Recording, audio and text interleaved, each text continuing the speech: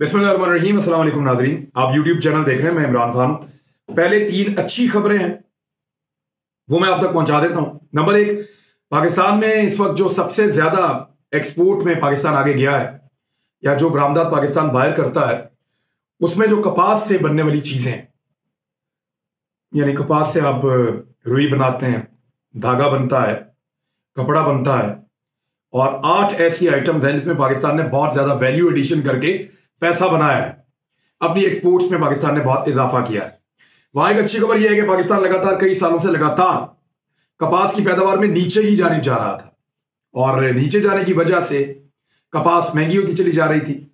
हमें यहां पे कॉस्ट बढ़ रही थी, चीजों की लागत में इजाफा हो रहा था, महंगी बनती थी, मुनाफा कम हो रहा था हमारे लोगों का। तो अब कपास की पैदावार में पहली मर्तबा बहुत ज्यादा इजाफा हुआ है, और यह बहुत सालों के बाद हुआ है। लगभग कोई 8-9 साल के बाद इतना अच्छा इजाफा आ रहा है कपास की पैदावार में। Pakistan cotton journal association PCGA के जारी करदा ताज़ा तरीन आदाद शुमार के मुताबिक 15 नवंबर तक मुल्क में कपास की पैदावार 68,50,000 गांठों तक रिकॉर्ड कर ली गई है, जिसके बाद मुल्क की सालाना पैदावार में 70% इजाफा देखा गया है। यानी 70% इजाफा हुआ है कपास की पैदावार में। गुज़िश्ता साल इसी दौरानिये में मुल्क भर में कॉटन जो कंपनियां हैं जो कॉटन से काम करती हैं, उन्होंने 40 लाख गांठें वसूल की थी। इस मरतबा 68,50,000 गांठें वसूल की हैं। फर्क आपके सामने है। और PCGA के आदाद शुमार से जाहिर होता है कि पंजाब में अब तक 34,10,000 गांठें कपास पैदा हो चुकी है, जबकि सिंध में भी कपास की पैदावार 34,40,000 गांठों तक रिकॉर्ड की गई है। तमाम पंजाब के स्टेक होल्डर ने 34,10,000 के आदाद शुमार से इख्तलाफ करते हुए कहा कि सूबाई फसलों के तखमीने के मुताबिक पैदावार 51,48,000 गांठें है। अब यह पैदावार बहुत ज्यादा है कपास की।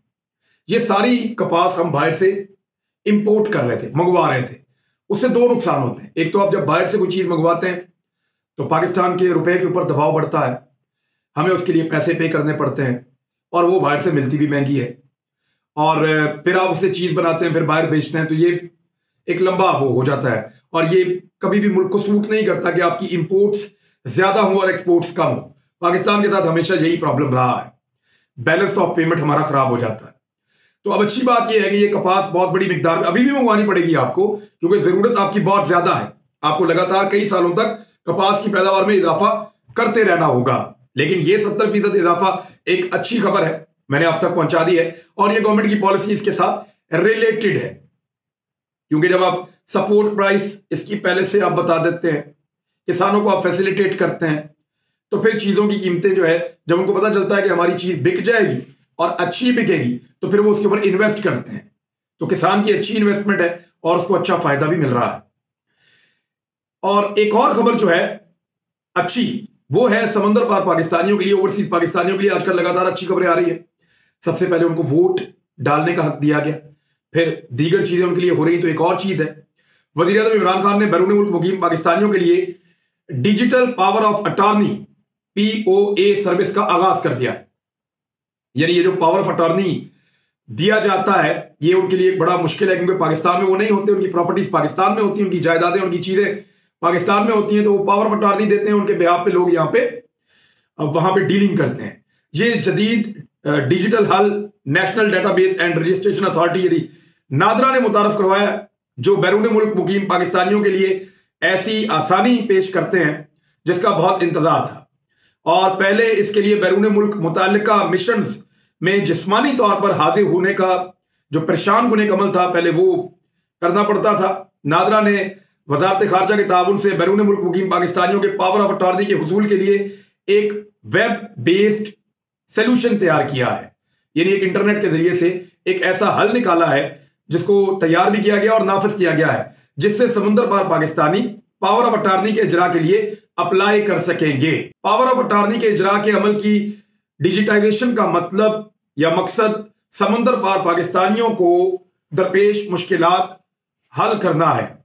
चेयरमैन नादरा तारिक मलिक साहब ने इसको इंट्रोड्यूस किया है। ये बहुत इंटेलिजेंट आदमी है, मियां नवाज शरीफ साहब के दौर में इनके साथ बड़ी ज्यादती हुई थी, बल्कि इनको, इनकी फैमिली को बहुत परेशान कर दिया गया था और ये कानों को हाथ लगाकर पाकिस्तान से चले गए थे कि मैं दोबारा नहीं आऊंगा। अब इनको मनाया गया है, वापस लाया गया है। हर साल 73,000 के करीब पाकिस्तानी जो है, वो जब उन्होंने पावर अटारनी देना होता है, वो सफारत खानों के चक्कर, कभी कुछ कभी कुछ।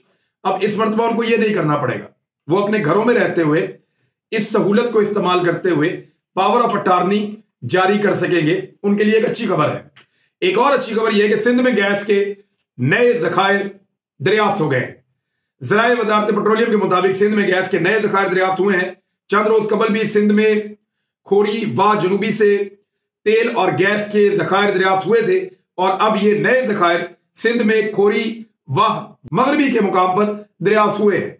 ज़राए वज़ारत पेट्रोलियम ने बताया कि 22 सितंबर को गैस की तलाश के लिए कुएं की खुदाई शुरू की गई थी। इसी साल 22 सितंबर को 2853 मीटर तक ये खुदाई की गई है। बहुत गहरी है, यानी 2000 मीटर का मतलब 2 किलोमीटर और 853 का मतलब लगभग 3 किलोमीटर तक नीचे खुदाई की है इन्होंने सिंध में।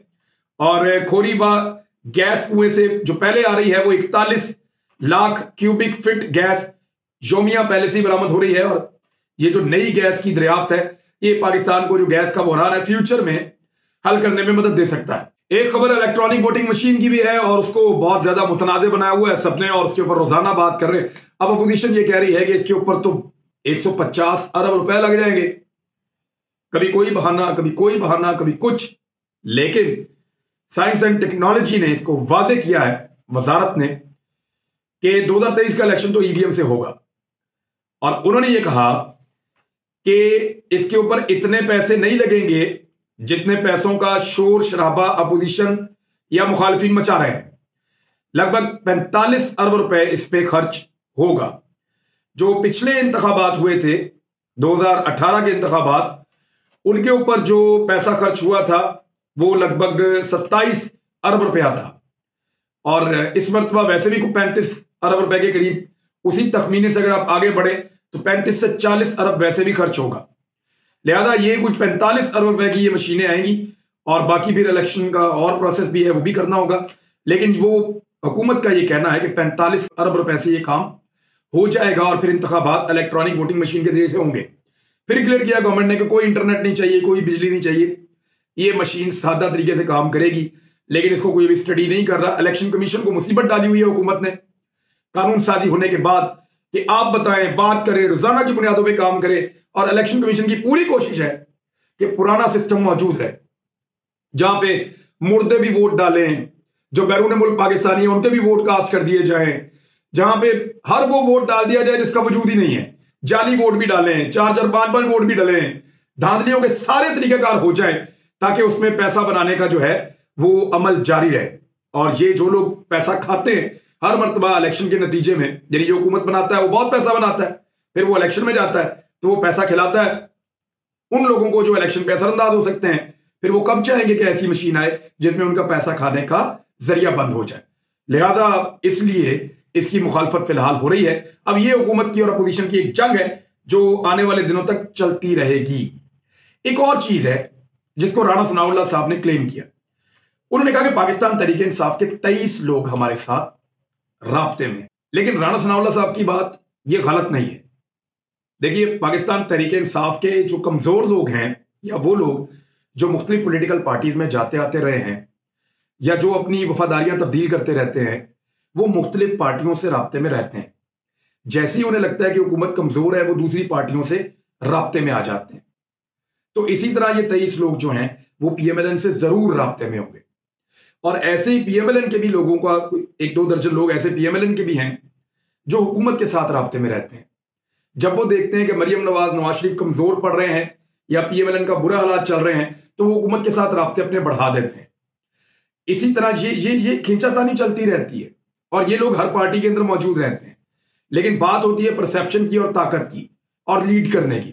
फिलहाल इमरान खान साहब ने लीड करके अपना काम करवा लिया, ना सिर्फ यहां पे करवा लिया, कौमी असम्बली में अपनी अक्सरियत साबित कर दी, बल्कि एक और काम भी किया जो पार्लियामेंट का मुश्तरका इजलास के बाद हुकूमत को सेनेट में भी कामयाबी हो गई और 3 बिल वहां पे भी मंजूर हो गए हैं। अपोजिशन ने बहुत शोर मचाया, एहतजाज किया, लेकिन इसके बावजूद जो 3 अहम 3 बिल्स थे वो मंजूर हो गए।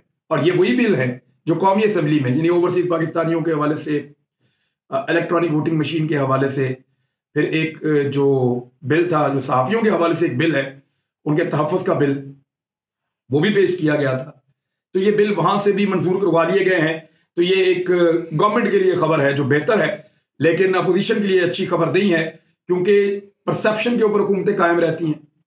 इस बात पे कायम रहती है कि कौन कितना बड़ा दिख रहा है और कौन ज्यादा ताकतवर दिखाई दे रहा है, कमांड किसके हाथ में है। सियासतदान इसी चीज को हमेशा कोशिश करते हैं कि वो ज्यादा रेलिवेंट दिखें, इसीलिए वो मीडिया में आते हैं बार बार, इसीलिए वो मीडिया के अंदर अपने आप को ज्यादा बेहतर बता रहे होते हैं, इसीलिए वो अपने आप को ताकतवर बता रहे होते हैं। हमेशा ये कह रहे होते हैं कि हमारी हुकूमत आने वाली है, ये हुकूमत जाने वाली है। वो परसेप्शन बिल्ड करते हैं। तो इमरान खान ने बेहतर बिल्ड किया, ये लोग उनके साथ खड़े हो गए। अगर पीएमएलएन कल को अच्छा बिल्ड कर लेगी, ये लोग उधर भी चले जाएंगे, क्योंकि इनकी वफादारी कहीं नहीं होती। कुलभूषण यादव के बारे में हुकूमत पाकिस्तान ने एक प्रेस कॉन्फ्रेंस की है। ये वफाकी वजीर फरोग नसीम साहब ने की है।